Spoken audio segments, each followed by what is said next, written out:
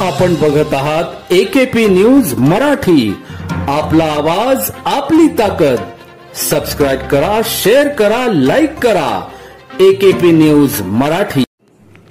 अंबडकडून द्वारकेच्या दिशेने compressor machine towing करून घेऊन जाणारा ट्रक MH15HH 6606 मुंबई आग्रा महामार्गावर गोविंदनगर जॉगिंग ट्रॅक जवळ हेलकावे घेत उड्डाणपुलावर रविवार 29 सप्टेंबर रोजी सायंकाळी 5 वाजेच्या सुमारास उलटला।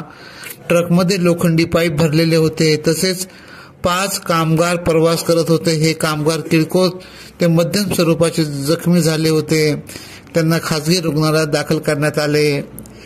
अंबड औद्योगिक वसाहत परिसरात एका गृह प्रकल्पाच्या ठिकाणी बांधकाम आटोपून कामगारांसह कॉम्प्रेसर यंत्रणा टोईंग करून द्वारकाच्या दिशेने प्रवास करत असताना गोविंदनगर जॉगिंग ट्रॅक समोर उड्डाणपुलावर तीव्र उतारावर चालक राजू पूर्ण नाव माहीत नाही याचा ट्रकवरील ताबा सुटला आणि टोईंग केलेल्या कॉम्प्रेसर यंत्रणानेही हेलकावे दिले, त्यामुळे क्षणात ट्रक उलटला।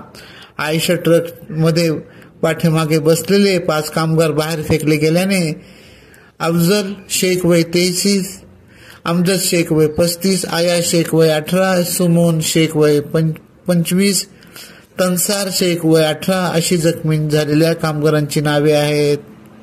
अंबड पोलीस ठाण्यात रात्री उशिरापर्यंत त्याची नोंद करण्याचे काम सुरू होते। एकेपी न्यूज साठी ब्युरो चीफ अनवर खान पठाण, नाशिक।